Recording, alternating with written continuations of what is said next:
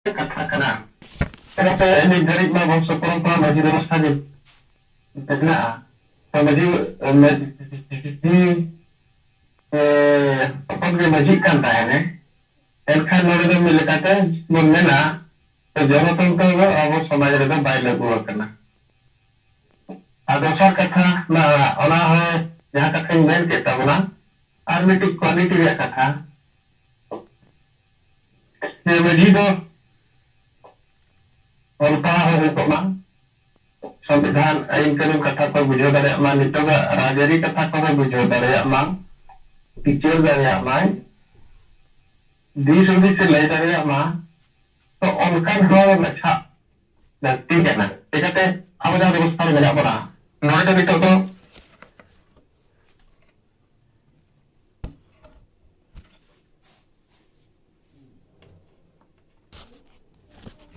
ऊपर नेता पासा कौन हो ये नोएडा समय करना में दे ये धरिक मा विचर करना चलो कथा रोड हमारे रोड करना तो नोएडा आदिवासी समाज में दंडो नावा जिनिस करना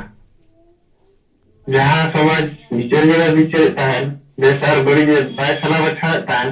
उन्हीं तहे विचर एहब किया सला बच्चा एहब किया अदो ओनाते हंते हाते समाज समारे कथा को आजम करना अदो ओना हमेस गया जे हर को विचर या अदो अब ठेन नितो लगिन ते अब लोहागे अब ठेन बांचा अपने आबर दो जुमी दो अब और जुमी दो लगिन खान दो अतु समाज जहाँ मन में है उनारे सुधर अगु हुआ और सुधर अगु लगिन खान अब लोहे जो मजी अतु पिछी मेना को नवा मजी व्यवस्था रे जनतंत्र स्थापित हुआ और ओंडे उनको अतु हर मेसा काते को सला बचाया एनखान अपने अतु समाज रे नवा को कथा आलोचना हुआ आलोचना हुई लेनखान दो अब एजेंडा चितान रे एनखान जुमी दो रे कथा ओले एहबोआ मेन दो जुमी दो हम तबे उत्तर में नवा जहाँ तिना एजेंडा बनने लेया नवा कम लाभ दारेया अब समाज रे जुदी जुमी हुई ना तायम दो नितो नुकु जहाँ तिना पार्टी बना को राजनीति के कहते नुकु के टाइम दो आपको पार्टी एजेंडा रे को बताया तुरंत तो बाध्य आपको चिकाते पार्टी ठेन दो भोट दो बनुआ भोट तो मेना समाज रे अगर समाज में जुमी दो अतबे तो समाज रे एजेंडा दो पार्टी वाला को सब रखाबा अगर नितो मा समाज में बनुआ एजेंडा हो बनुआ तो उनका परिस्थिति भीतर एंते हम अब बन कमी कान गया और नवा बन जिक्र दारे आमते अब प्रतियों हो मेना कारण दो अब ठेन आयुरी मेनाया दिसम गमके जीत बंगा सरखान मुर्मू लेकिन जहाँ कथा अब समाज लगिन तिकिन ले बन कना नवा को तो जतो संविधानिक अधिकार भीतर या कथा कना और नवा दो अब बन जुमी दिलेन खान ये नवा दो हुई दाड़ेया अदो ओनाते अब नितो बांचा लगिन खान दो अब जुमी नोका अब बेनार रखते हुए बना अब नोना जून 4 रे नवा सरकार लेकर भारत दिसम रे बनावा जहाँ में सरकार बना अब जदी लाख लाख मिनिटी जिले रे अब हर मेना को जुमी दिलेन खान नवा कथा विचरवा और नवा कथा जहाँ मन में सलाम पर को नाम रे कथा नवा हबन नाम दारे अदो नितो दो अब लगन दो अरिगान हमते हाते बांग विचर कते बांग उहेर कते अब मिट्टी पॉइंट रे अब नोडे ध्यान एम कते कमी हुई बना ओना दो नवा कना ये अब समाज रे अब जुमी चले कर बन बना रखवा और निन्नन के लेका गमके नो अरि पुष्ट अब समारे अब नो तक मैले तो अब ना जे जुमी बिना लगे खानो समाज रे नो तो जिनिस अब सुगर कते ताम होइवा और ओना लगे जहाँ तिना के हम कमी जान मेनखान अब आहो कमी दरकार चिकाते अरिगान नितोग नोंका nyelogok kana je adegan जायगा रे दो नवा जिनिस उन्हें बेस है बांग प्रचार प्रसार करते रिपोर्ट को उनका बांग है ना माने दो उन्हें एरिया रे उनका नवारे लिपलेट हेटिंग और राइटिंग को बांग हुई ठीक है तंते रिएक्शन हो गया अगर नवा जिनिस में अब कमी दिया और हर दो नहीं गया नवा बात करते और एटा हर दो bye nyelok kana ar banu ana tikate jumi do chara kate abo then do jahan nek gina ko dare kana bo kata do ba korora ona do dari seri kata kana ar no jum jahan din pun abo bon emaka ona do bon mena guju legen hodo bon emaka ar niye da hon ha onta ge uyua ona te noa bhot bishoy opor ko dare kana opor ko tingun kana noa re una abo bang चर्चा करते लेकारे अब कमी बन progress दाड़ा रणनीति बन बनावा और बन कमी इदी लेखान जे अब जहाँ बन उहरेगा अब आदिवासी को बन बचा दाड़ा हुई दाड़ा ठीक है तब आमा इन पासा खन तो विचार लेकाते ले रकब के तवरा विचार अरदास बोला जहाँ जे लीडर को तब मेना बोला व्यक्ति अब सागे चितान रे साथे अब कमी चितान रे विचार को लेखन बेसोआ और रिपोर्टिंग लेखन कथा को तहन करना बन आजम ना तबे सलाम को जोहार अरदास बोला ठीक ते अब कथा को विचार को बन सदरा जोहार ही उनका लोग हाँ आज मुकना बच गए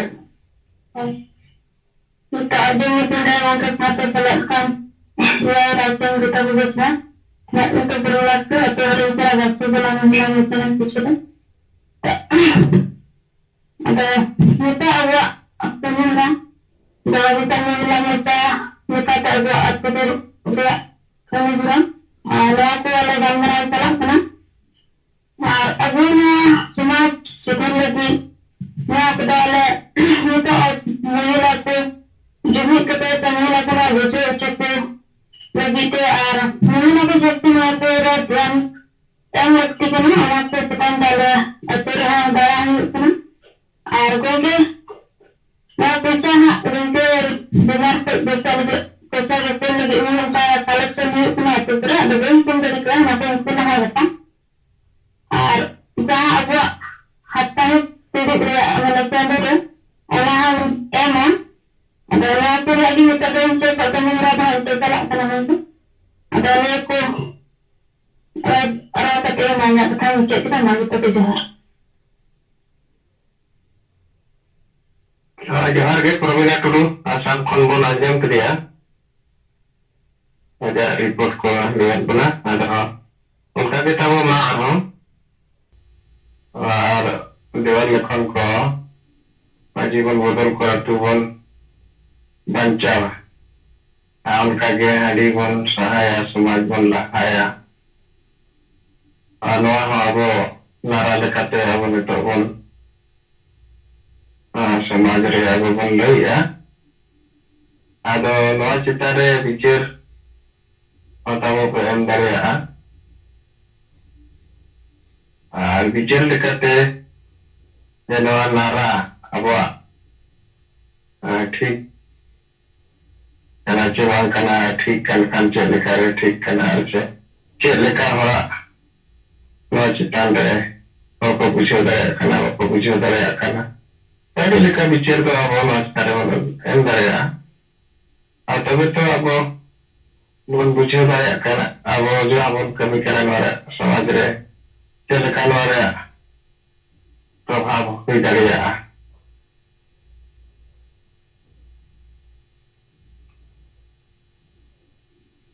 और नॉय जहाँ नितो भोट रिया चर्चा को जहाँ चला करना नॉय हला जहाँ रिपोर्ट को होना जम किया ये राहुल गांधी कांग्रेस पार्टी खन झारखंड रे हेज लेनाय ना सिंहभूम पश्चिम सिंहभूम माने मेहनत करा जे सरकार बना लेन खान दो सरना धर्म कोड एमोआ मेनते आदिवासी को सरना धर्म कोड या को कोई kana ko nare alele एमोआ मेन दो सरना धर्म कोड लेगुया ala no aja tarah bicara abo bon em dare aje ye tehen oy sarna dharam kor abo idi kate jahan tinaak pun laraya ka jahan tinaak lara abo no idi kate pun huya ka to noa reyak probhab nitok jahan leka noy hante paror barai ako ada noa arho hapen din re men noa tayam ha abo ma arho kami tege huya bona bar bangkhan do noka komen barai ho noa re ado chet ho lab banua abo jahan tinaak noa chetan re abo bon kamiya samaj re baki hor chen noa re probhab pada'a ar ona leka tege bichar ho huiba onate noa chetan abo bichar bon em khan beso aje jadi oje nongka kata parologo kana jadi background re karon chet hui daria ar marang sen abo noa re chet leka raniti bon sab lekhan je noa isu ko abo jitkar re bon setter daria ado nitok dana abo talare Jairam Saran Bokaro titula kaya tatama maam naik kuda kata ama bicaran samara Jairam Saran Bokaro yang itu jargi aling Jairam Saran Bokaro dengan saja temanwa single jinde seliakan ya pemataran single leader telah ke noy awal ye mengasalkan bermu sampai sanam ko ge aling se khoi single jawar ado serigi noy jahan abo bon mitten jahan abo pina singinda bon lagap kana tahen jahan abo dharam code lagi se abo hasa jati dharam jadi agenda abo ten mena menkan jahan itu asal kathan itu dharam reyak mamla ado noa lagi te jahan tinaak ge noa adivasi single abhiyan te hoy ibu masalkan mo gongke te tina disa nirdesh te sebelum tina hor dahar te jahan lekate ge abo nito bon kami kana tahen ar bon kurumutur bon lagaw lena je noy abo bon barai age party rashtriya party jahan do BJP ar Congress ado nitok do BJP renan sarkar chalak kana kendra ado jahan leka abo mitten bhorosa tahelena biswas tahelena jenoi pradhan mantri se BJP party ge noy abo ren mitten adivasi mahila rashtrapati Draupadi Murmu jahan abo Bharat disam renan sanan kon marang pod re ko duruk kedeya mane jaga ko emadeya mane abo mitten borsa huina kecil mangkan nuku sen abo lagi jahanak ko rora abo leku kamiya ona lagi te abo ho kichu monera tahe kana mente chalo nuku abo ko kamiya enkan ona do bai hui dariyata lekin noy jahan abo bon mene ata hai se gonke takin jahan takin mene ata hai ke tihin jahan tak ge राष्ट्रीय party मिट्टन जदि अबवा मुद्दा को रोड़ा से को मेना मेनखान अबवा थोड़ा boson उन बुझावा और सरी कथा कना राष्ट्रीय पार्टी की तभी अबवा मुद्दा जब तक बाय सेटर हुआ और सेटर सला जब तक उन्हीं से कोई रिस्पॉन्स बाय मिलो आ से आया होना बाय रोड़ा आया मुद्दा होना जुदी बाय बनाव तब धातु दो जहां की जहां ताय खोजोआ ओना नाम दो मुश्किल गया अदो नोय जेलका नितो अब नोय सरीगे आदिवासी सिविल अभियान से कोन जहां तिना के नोय बन आंदोलन के गोटा दिसोम नोय बन दुलदुलो के आ नोय जहां तिना के कोन के तकिना दिशा निर्देश ते अब मारang मारang जहां आंदोलन हुईना मीटिंग हुईना रैली हुईना ओना लेका दो से ओको नोआ प्रोग्राम दो बाको हुई का जहां अबो मुद्दा माने इदी कते दो अदो ओना को लेका तेगे नोय सरीगे तो हर को बड़ाय दाड़े कान गया और ओना लेकाते नितो दो नेल के बीजेपी दा अब दो चेन दारो लेआ अदो ओना लेकाते नितो सरीगे कांग्रेस मादे nyam किया और नोय लाहते में ये दो थोड़ा मराय रोड तो पता मेनका नितो जखन आरहों दोहराय हेना मेनका नितो दो अडी केटे सही आदिवासी को मुद्दा माने रोड है अदो ओनाते अब नौजवान मेनेआ कि चाहेंगे अब मुद्दा को रोड़ा से अब वालों को कमी खान अब उनको बुन अब ध्यान को एमा को अदो नौले कते सरीगे तीन अब जहां सामादरन कोड रेना जहां इतो नुकु को कथा को रकाब किया मेनखान नोआ ते बीजेपी हो इतो दे बुझाव गया कि नोआ जे इन लोगों रोड़ा मेनखान दो नी कांग्रेस की तना रोड़े एहब किया और नंका लेकाते हा नोआ को सरीगे तीन नोआ गोंके तकिन जहां लेका कि मेने आता है नुई बांखान उनी अदो जहां अब माने मिटन एजेंडा में ना जहां अब हम खोजक कना अब तो जहां से कोई की माने न्यामो चाहिए अब जहां हक अधिकार में ना ओना अदो ओना लेकाते के अब तीन तनाम को गे जहां तिना के नोया आदिवासी को मिला बोना सरीगे अब मुद्दा अब बेस्टिक बन बड़ाई लेखान जहां के माने अब वोट को खोजो मेनखान उनको अब चे कोई करना चे मान करना ओना उनको जब तक बहन बड़ा हो चुका तब तक तो सरीगे उनको दो अब जहां तिना माने एजेंडा से जहां अब जरूर जिनिस में ओना को बांग को एमा बोना और उनका भी बकन हमारा लोग ललचते अब वोट दो कोई बोल दिया अदो ओना लेकाते नोय जहां तिना की गोंगे तकिन अब किन बुझाव दाड़िया का बुना अब हो जहां तिना के हर बुन बुझाव दाड़िया को कना ओना लेकाते मिटन अब सरीगे बुन चेष्टाएगा कि सनाम आदिवासी को मिटन जहां एजेंडा को बढ़ाई दाड़िया मा तीन अब नोआ हांडी तोरे चकना से जमने लगी ते दो वोट दो बाबन एमेआ ओंदा अड्डी मनान मिटन अब अधिकार कना अनवा वोट दो तिगे अब अधिकार बो ᱧᱟᱢ दाड़िया और बांखान नोआ जमने तिगे अब को बुलाव कबोना और जहां असल जीरो ओना दो बांग को एमा बोना अदो ओना लेकाते नोय जहां तिना के अब समाज रे नोय मिटन एजेंडा अब बो सामान दाड़िया कना नोआ दो सरीगे गोंके तकिना के मिटन तेल कना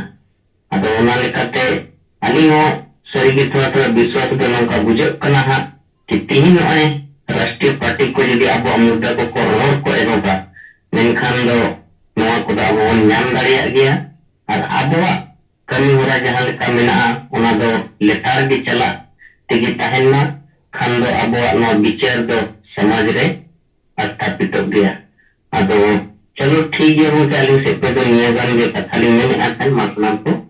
सेंगल जोहार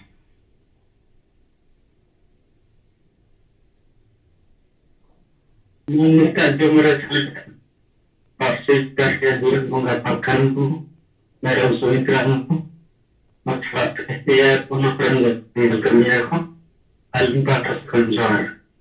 अरे ये तो मुक्तिनाथ मुर्मू पेट्रोल बुकर झारखंड आदिवासी संघ लोगन पारा से जिला संयोजक कोतारो यादव के पहले खत्म में तक पहले पेट्रोल प्रखंड रेया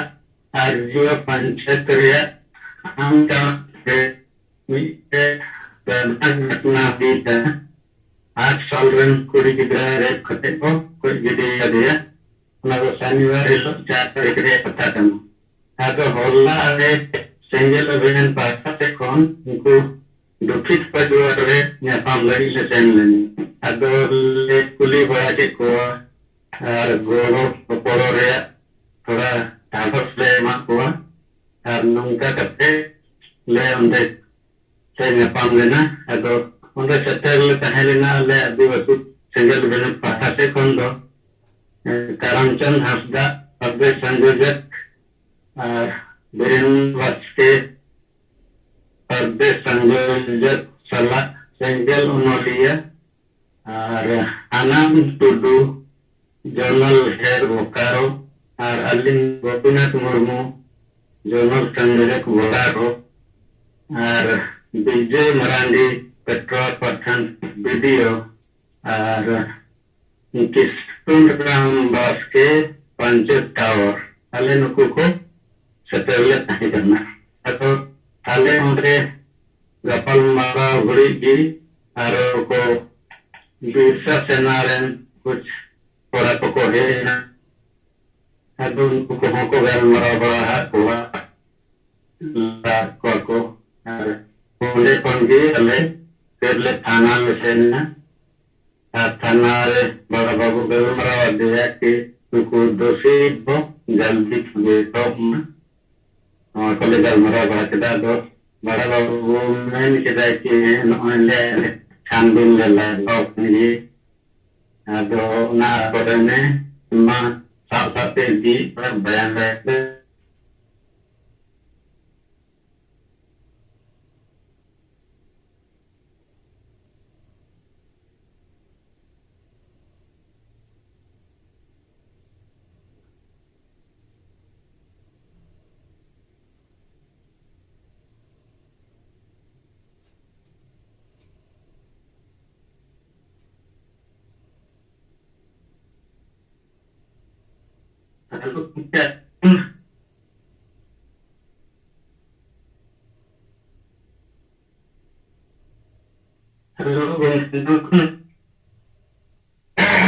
itu udah best bayarnya mau kena tahu ya kita harus telingain kita telingainnya pertaruh meeting cerita maju ke perjuangan अच्छा गोपीनाथ मुर्मू आमा कथा ठीक है मा हम ठीक जो कते आराम लई दारे आ kita आमा डिस्टर्ब हो कना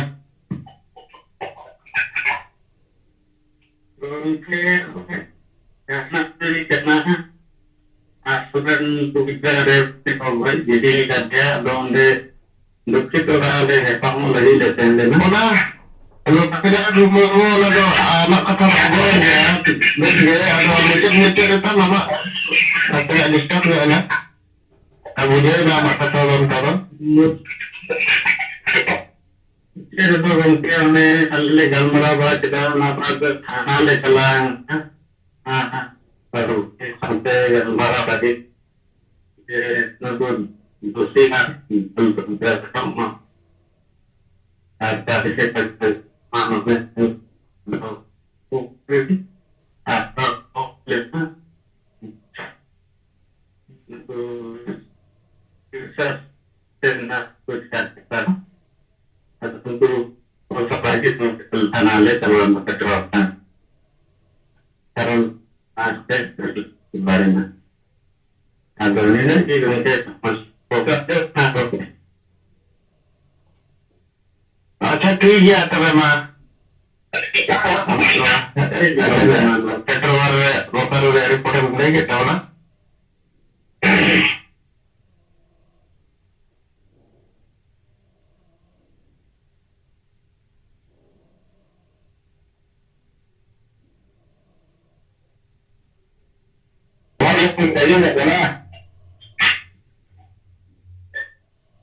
फार्मा बेच गया आगे मुक्तना जो मुझे अगर काम करके सलाह से सामान सेंगल करने पर इन तरह का पाना जो है मानिक बात को हॉस्पिटल को यानी को वर्तमान दायरे में हर बार नहीं वन की कहीं झूठी कुछ नाम नहीं दिया नहीं है अब वो पार्टी माजी वो वजह को आते हुए ढांचा है ना पार्टी वो माजी नहीं यानी तक ना आगे को या ना पहा मुझे भी पापा आगे नहीं सुनना अब इन पहा मुझे कहता है अभी मुझे पुलिस जेना लिया प्रत्येक मानवी की ना भारतीय पुलिस ना प्रत्येक हो जा हाथा लगती है प्रत्येक हो जा भाषा लगती है नहीं आता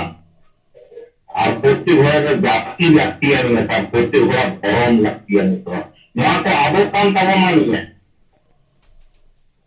आने बांचना लगती देना नहीं होते पाऊँ अभी नीचे भी यदि हाथी के यदि गौरव ना करना पाता सितारे एसटी जो तो यदि चाकरी की ना मटा खाने ना बांचता है गौरव है अभी नेचर और अभी तरारे में होती अवश्य दिना पार्टी आगे दिने का और मेना अभी प्रत्येक की और है जेरोस करते रहो ना हलो पार्टी बना करते रहो अभी प्रत्येक की और आते प्रत्येक की और भी जमा हुआ है tidak kan itu aku laksina aku harta bangsa jati धर्म इज्जत आबादी रोजगार चाहता जो तो और किसी को गो आनी है हमारा फोन नंबर मेरा आनी है ना फोन नंबर तो भी भोजन करे आनी है आतुरे नेता को था ये बिहार नेता था कहाँ ले ठीक जाएगा आपको आंदोलन को रखा पड़े हम बैठा पड़े उनके मैं जो अपन तेरी को ले गया था जो मीडिया में खुला रखा निकल पकाया था जो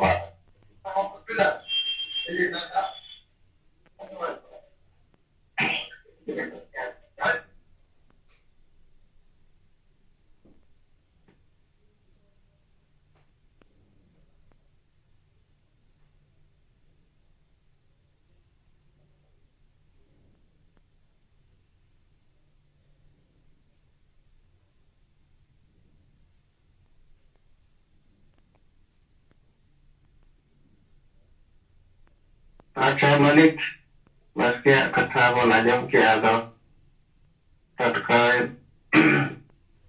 मुखा से लेते ले प्रो ले चलेंगे अच्छा और हम अच्छा करके जाए को तब उनका रिपोर्ट को मेरा खान और बिचे को तब नितो का कभी और चितान रे मेरा खान तो बना जमा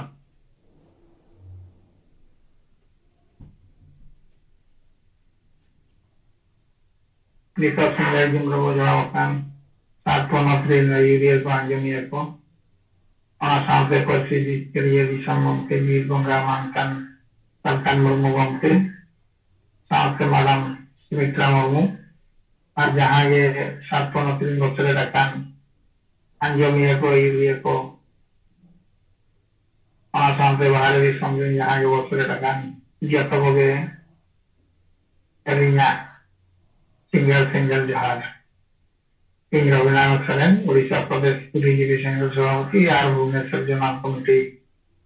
से कमी वाला करी अब रिपोर्ट करते व्हाट्सएप फेसबुक लेखाते जहाँ कथा को अब रिपोर्ट लेखा मा नितो उनका तलिंग हाथ बनुआ नांग चिकाते नितो आबो जहाँ चलुआ कना गमके तिगिना निर्देश हिसाब से बंग दिग्दर्शन आबो किन लेया का बंग हिसाब से मजीबो बदबा प्रतिबो बंचावा अना साथे जोना का मना अडिबो सहाया प्रतिबो लहाया अब ठीक है नौमा मारे नपाय कथा kan ya नौमा कथिते itu alihah cukupi hating kono ketiling komyo ada enho rumutudling dohwa kan ya raja se je hor ko badai dare man jodio nore atu disam bangkan reho di gan gusti mena'a na gusti ko hor ko badai dare man je senjel abhijan awal mereka balas provocio mantan talkan murmua ayute जहाँ चलुआ dengan itu सात pemateri orang ko badai dare ama je teheng samaj lagi nuku hor chet ko kami kana ar noa nore rajya lekan jaga re teheng jodi hor kichi ko badaya ona lo gota pala pasna hui dareya गोटा के नवा कथा सेटे होगा जी राज्य में सेटे देना माना या पूरी सारे गोटा के सेटे बात दिखाते नॉलेज ऑफ पॉलिटी यूज से राज्य कहन करना ar hor hoko hijuk senok kan gea to aborin hor nito nore do ringan ge ko bada dareyak kana kichutan jaga redo rin kom reho deher reho rin hatinya kan gea noa rajya bajar re unku ko badai kan gea tehin chet huyuk kana ado nore na katha nongka badai kate lo pratichriya do nore do bai no ajo to ko thir kwa bako men baraya mena तो main लेखान को नारे बढ़ाए रे अभी में तो तेजिया चल रही अब यदि हर दिन पुलिस को संगे धरा के संगे के या हमारा उत्तर तो नाम गया और उनजोली नाम कर दिया ये नवा जहां तो हटियो करना पर की सकाम नवा जहां ओला करना नवा रे खुजी ओला करना ये तो नवा दो निहाती डॉक्टर kan गया नौकन उत्तर नाम दो नाम kan गया तो अब जहां नितो कमी मरा चलुआ करना नवा रे पॉजिटिव जे और पॉजिटिव के नाम करना काम ओकारे वे तो बाको ग्रहण आताओ नवा दो हुयुग गया भलो मंदो बारे जिनिस मेना ओना भितरे गजा बेस जिनिस मेना बड़ी जिनिस ताहन कान गया ये ओना भितरे गजा मा किछि मा हिजुग गया ताहन गया ओना ओनका कथा नवा चेतान रे मेन दो आलो नवा को इदी काते अब जहां के साथ पनत रे छुटो वकान नवा दो कुरुमुटु काते अब चेल लेकाते देहर ते देहर प्रचार प्रसार हुई दाड़िया नवा दो लक्ति कान गया लेकाते नितो जो परिस्थिति मेना इलेक्शन माहौल kan election भितर रे नवा हो बाटा मौका kana नवा साथे के अब हर जागवान को डॉक्टर kan गया ये देखो नितो नौनोंकान अवस्था सेटेर kana भारत वर्ष रे आबो लगित ते जदि नितो आबो बाबो जागवारवा बाबो सावधानोआ एनखान दो आबो चितान हो विपद तो मेना गया के लेकाते आबो दो नितो दो चेक हो बनोना नरेंद्र गंके मेनके लेकाते आबो दो भाषा बनो जाति बनो धर्म बनो नवा लगित के तें बो छुटो कना हर नवा नवा तो जिनिस दरकार ताको ओने उनका के आबो दो नितो को तब चेक बनोना ना समाज में ना जाति में ना धर्म में तो आबो दो ओकाना वो लेका कर नौका यदि काते नितो यदि नवा चितान रे आबो बाबो उइहरुआ बाबो चिंतया एनखान आबो दो बुझु हरदा हाते जे तो ताहेना तो नवा गे मिटांग मंत्र नवा गे मिटांग अस्त्र जहां आबो निबो कमी हरा रे मेना ओना तुकुटी को हटिनिया गंके तिकेला ईश्वर से जहां नितो बौरव न्यामका नवा गे आबो समाज बदल दाड़िया समाज तल दाड़िया समाज लाहाते अयुर दाड़िया तो नवा समाज सामटाव लगित खान माने अतु अतुरे मजी मेना पताम ओना खातिर दिगे तें आबो जहां बो मेरेया मजी बो बदल का अतु बो लाहाया बाका समाज बो लाहाया नवा जिनिस तो अभी परफेक्ट जिनिस कना बुनु को जब तक आबो बाबो ईश्वर चलाया कवान कोआ एनखान आबो दो बुझु लगे मेना आबोना किंतु नवा के ताक नुकु जो इलेक्शन माहौल चलुआ कना नवा भितर रे आबो हो कुरुमुटु काटे अतु अतु रे हटिंग जाते आबो हर को बुझो उच्चो को दरकार और नितो जहां तीना पार्टी के मेना आकात को भारत वर्ष रे नितो मा नाम जादा बा नेशनल पार्टी मेना बारिया के मेना आकात गिना कांग्रेस बीजेपी रीजनल पार्टी को रीजनल पार्टी का को रीजन भीतर को कमी करना नेशनल पार्टी का सारा भारत रे को कमी करना तो ओना इदी काते नितो कांग्रेस चेरे चिकाय या बीजेपी चेरे चिकाय ओना अब हो बचाव अते बुझो दरकार कान गया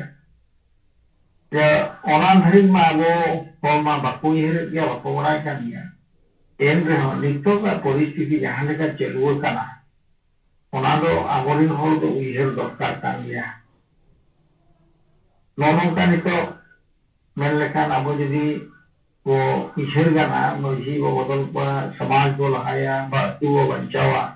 नोआ दो ठीक नोआ राजनीतिक कथा सेते इदी लेखान बा ओना सेते उइहार अचुर लेखान जे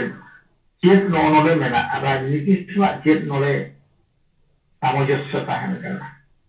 ओना उइहार दरकार राजनीति दो आको एजेंडा को दोहई आको लगिते आबो जो एजेंडा दोहो का तेहिन गमके नोआ को हुई कना समाज लगिते सारा भारत वर्ष जहां आदिवासी मेना को आदिवासी बांचा को लगिते नोआ दो मेना लेकिन जो राजनीति पार्टी को थायना उनको आकोआ राजनीति पार्टी बांचा ओना सामते जहां ओले नेता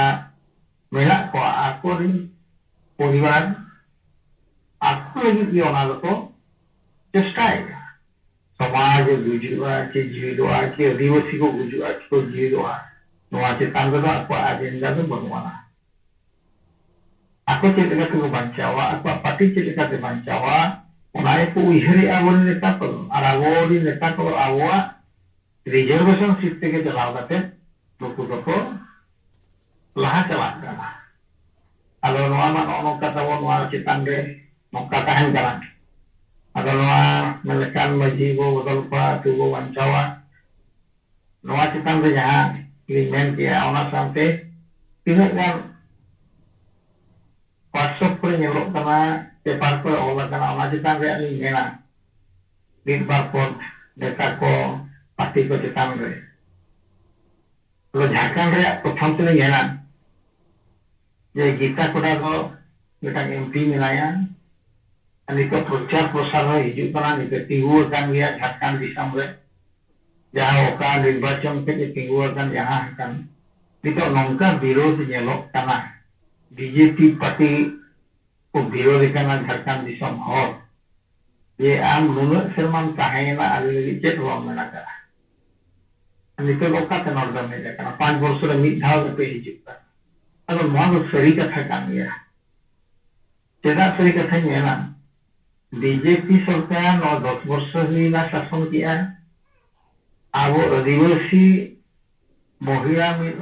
सर्वोच्च स्थान रे दुरुप के दिया एन रेहो आदिवासी को लगिते नितो धरी के भाबा इहे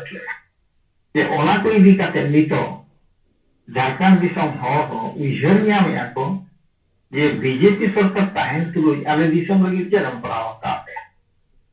के रवान पराव का हासा के भाषा के धर्म के रवान का अनि तो ओका ते हिजित अदो ओना हिसाब ते मेनगान खान नितो को झारखंड दिसम रे हो बा ओडिशा रे बेंगल रे बिहार रे बीजेपी चेतान रे दो हर को पालेनो 80% वितृष्णा भाव दो हे जनिया सारा भारत वर्ष रे इया अनुभव हिसाब से मेरिया पेपर रे पढ़ा करते न्यूज पेपर आजम करते व्हाट्सएप को नेल करते नितो जहां लेका परिस्थिति सृष्टि कना ओना गे जदि अब भारत वर्ष रे नागरिक को बा अब जहां तिना गे आदिवासी हरिजन बैकवर्ड क्लासेस मेना बो जदि को उइहार गाना आले लगी ते तेन बीजेपी सरकार चेत चेकाय चेत कोरा लगी ते चला कना अगर ओना इदी काते तेन झारखंड दिसम रे हो नेल ᱧᱟᱢᱮना जे बीजेपी सरकार आमदो नोडे आलम हिजुआ रुवार मेनते दो ठीक गया अब सारा का अब मैंने या जहां ये पता है अब लगी तुम को बांग करना एम रखोगे उइहार गानमा ये तेहे आबो को ताहेन तुलु आदिवासी को नुना दे हो ताहेन तुलु कथा गोटा रे यदि जतो बो मेसा आदिवासी हरिजन ओबीसी बैकवर्ड क्लासेस जहां के वो मैंने 80% 85% वो हुआ दोनों संगे हर ताहे जाते रहो कथा गोटा रे 15% हो आबो प्रशासन बना भारत वर्ष रे एन रहा आबो प्रिन हर को ठीक गान गया नितो जहां लेका सिचुएशन बीजेपी सरकार बनाव दालिया कना माने चेत हुआ चेत बांगा भारत वर्ष रे परिस्थिति ओना आबो बाबू मेन दालिया आबो को नेलेया पेपर करे बांकान व्हाट्सएप करे न्यूज करे ओना इदी कथा आबो बो मेने आदो उनका इदी कथा नवा झारखंड दिसम कथा लिन मेन किया जे नितो दो बीजेपी सरकार दो नोंका अवस्था रे मेना ओडिशा रे नोंका गे हुयुग काना बीजेपी सरकार नोंका को कमेंट काना जतो दिन नितो दो नोमा रे मिटांग उइहर तक हिजुग काना जे यदि भारत वर्ष रे बीजेपी सरकार सेकेंड टाइम लगी द संख्या गरिष्ठता यामा एनखान आबो लगी द ठीक दो बांग काना में जतो एक उइहर आलो ओनो उनका इदी कते आबो नितो दो संतान समाज जो उइहर दरकार आले चेक दरकार आबो मेन दरकार तेगेल अभियान सुमुंगे मेने समाज में निर्धारित ओरी मेना जे आले चेक दरकार काना एनखान दो आबोरिन हर दो नित नरेंद्र गंके मेन के लगा आबो दो भोट को एमेट खान दो आबो तेगे गुजुक लगी भोट को एमेया और दो पंचा लगी को एमा आबो दो भोट मिटाम बो एनखान आले दो गुजुक लगी नवा भोट दो एमया ओने उनका कथा आबो बांचा आबो चिलिका तो ना नितो धरी तो आबो समाज के ओरी उइहराय आबो आबो अखरिन काना आदि पोरत बो अखरिन काना यार जाय मता ना दाल में थोड़ा या काना ओना उनका कथा नितो का परिस्थिति दो आबो लगी ते दो नोंका यदि आबोरे हर नितो उइहरा एनखान दो रिगान के परिवर्तन की दाड़िया आबो बो मेने लेका समाज यदि मिते जागरूक है समाज यदि निश्चय उइहरा एनखान सेल अभियान लेखान पार्टी को निमंत्रण आजला हिजुते गोटा के आपे तिगुन पे और आपे भोट ले मापिया और अब उनका सरकार को बनावा और अब मिटान दिशम जरी लगी ते मिटान संकल्प बो इदिया नोमता हुई गया इनो दिना समाज के बारे हरे नोमतान जिनिस आबो ठीक मेना जब तक समाज औरी रागाय औरी रोड़ाय उन धरी गंके तिकिन चिन मेना कर लेगा बेकार तिगु का लाभ बिचे दोनों जहाँ एलो समाज रागा गुजुक कना ले जला वाजते लिख तले तिगुन कना आपे पछेरे और आपे ले सहयोग किया और द्रावण आवो चेतिका का दिदी संभव बंचाव है ओना कुरुमुटु रे आले हले सेलो कना एनखान आवो सेंगेल अभियान जहाँ के तबो पार्टी मेना पार्टी को जाहो तीन कते कम से कम झारखंड दिसम दो बंचाव दाड़िया आलो नोंकान जिनिस तेहें झारखंड दिसम रे नेलोक काना गोटा दिसम के नेलोक काना ओडिशा रे नेलोक काना उनका ये कांग्रेस मा मेना इंजरी दाड़िया आले गठबंधन जदि दाड़िया एनखान आपे दो सरना धरम कोरी नवा पेया नवा मेने के नुया हori देश कथा के मेने ओना मिटा पॉजिटिव लेकान कथा कान गे होला हमारे दाबी जन ले गया तेहें यार मिटान गेले प्रियंका गांधी आज उत्तर प्रदेश रे उनी हताय मुका के भाषण एमिया जे मोदी सरकार नुना दिन ताहे काते तेहें गांधी परिवार के बदनाम लगे तिंगु का नौका होइना हनका होइना अरे कम जिनिस मोदी सरकार मेने आलो मोदी सरकार बा मोदी नितो दने बाकोना बालो सेता जहां गे न्यामिया उनी के सोगा या जेले लगिते नितो तो मोदी सरकार ओनम का चवा कना प्रधानमंत्री जहाँ लेका ताहन दे कथा उनका नित दो बाय ताहन कना उनी रिगाने परिवर्तन आकना भाषा में परिवर्तन आकना और को हो करके परिवर्तन आकना ये ओनम का कथा नितो दो भारत वर्ष रे जहाँ तीन के हम एड़े कते कथा में दाड़िया और एड़े दाड़िया तो मिदा दाड़े कते नहीं एनखान जहाँ होरम एड़े लगा उन और को जे लगे ते कुम कुछ तो ओनम का नितो राजनीति कथा वो मेनखान री के जहाँ बेटा के नितो चलुक काना आदो प्रियंका गांधी कथा नाते ना इले ᱧᱚᱜ के आदो बुचेत रे मेने उड़ीसा कथा रायरंगपुर रेया कथा बांग मयूरभंज रेया कथा तेलो जनेमन रे बा झारखंड दिसम रे हेड मुख्यमंत्री चंपई सोरेन गंके दी हेलेंदा जो तेलो नोमिनी साल कोयम किया ये जेएम लगिते आदो ओना सोहार के नहीं लेना किना या जेमे ता जो जस्ट मीटिंग चावा काते मिड घंटा गान परे ये न्यूज ओंडे ना नेले ता जो चंपई सोरेन तिकिन किन हेजन लेन गया मयूरभंज रे आदो जेती लगी दे जरो के नेले तेन जो संताल समाज नोंकान अवस्था रे मेना नितो दो नोआ को ᱧᱟᱢ ᱠᱟᱱᱟ नोआ बो एमा कोआ सारना धर्म बनो आसा को सारना धर्म को खोज केना सारना धर्म बो एमा कोआ आशा तक बो आशा बो एमा कोआ तेहेन नोरे को रही चोक कना हासा मटी नोआ चेले का तो बांचा दो हुआ कोआ तेहेन नोरे रुंटे कंपनी फैक्ट्री बनाओ अब माल गो कते इदी नोआ चेले का तो बांचा दो या नोआ को चेतान रे दो मोलहन हो लगी ते दो मिट पौधो बाय मन ले आज दे भाषण किया सुगम मर्दी नोरे खोजे नोआ झारखंड खोजे नोआ जिले खोजे होआ कना तेहेन नितो पार्टी बदल किया बीजेडी खोजे तिगु कना लोगों के हंका किया को नोंदा भाषण ने छुटो तो आवरिन मुख्यमंत्री आवरिन पार्टी आगो आदिवासी पार्टी यदि नोनोकान को भाषण एजेंडा विहीन भाषण एनखान आवरिन सांतार को आवरिन आदिवासी को तो चेक को बांचा को आम दो झारखंड रे हो एचाते मयूरभंज रे तिगुई केना मयूरभंज हर लगी चेरम कोरावा को ओना बांग मेन काते हम दो हाथे नाते जाना के भाषण बड़ा काते उठोयना अगर उनको नेता यदि नौकान नेता को ताहे ना एनखान झारखंड दिसम बांचा गेल बा झारखंड दिसम बांचा हो गया मामा देखा ले बेरी आम जतो किछि मेना अब किसान दिसम किसान तबो दिसम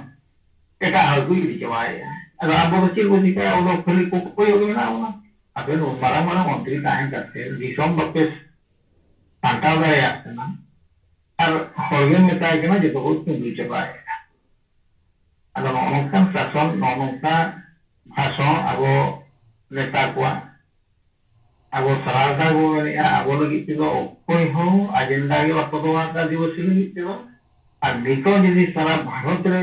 आदिवासी एरिया रे प्रचार प्रसार चलू अब रिजर्वेशन पे जहाँ तीना नेता को तिगुआ करना अब लगी चेक आदिवासी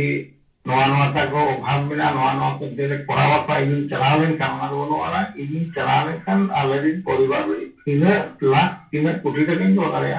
ओना गे उनको को उहेरिया अगर नोनोका चिंपे सिलम तगिना हो तेनिया भाषण रायरंगपुर बाजार को नेम बड़ा करते भी उठोना अगर ओना गे वो मेने सारा भारत वर्ष रे यदि अब नेता मिटांग बो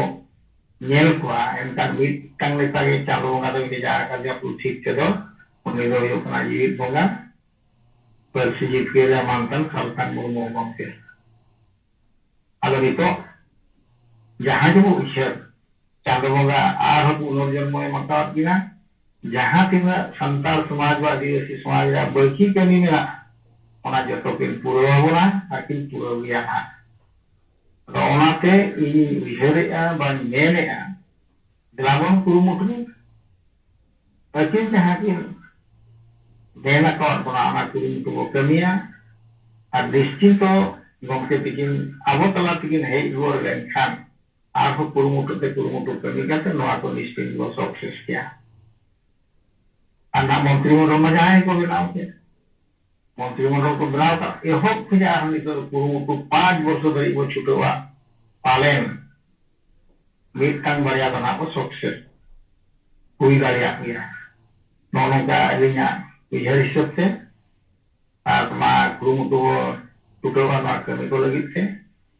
और गमके तिकिन लगी थे हो ट्रीटमेंट बकाते जहां के बोल दारिया कान ओना दो साहाय्य सहयोग दो लगातार नौका कमी हो रहा है को मागे नोआ हलिया अरदास कली आमा तबे निना मेन काते अलिया खातो मोचा रिपोर्ट नोडे गिलिन मुचे दिया मातबे जहां के बसेले लगान गमके तिकिन साथे जतो बोले मुचे रे अलिया सिंगल जहां लिंचार करते नोडे गिलिन हुकुम दिया मा सब जतो बोले जवाब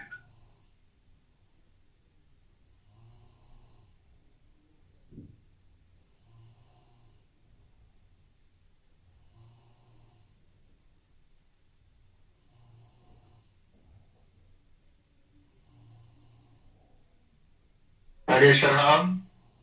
रविनारायण शरण उड़ीसा भुवनेश्वर चुनाव है का रिपोर्ट पहले बना साथे बीजेपी को आज मित्र जहां लेकर बीजेपी का करना ना कोई बना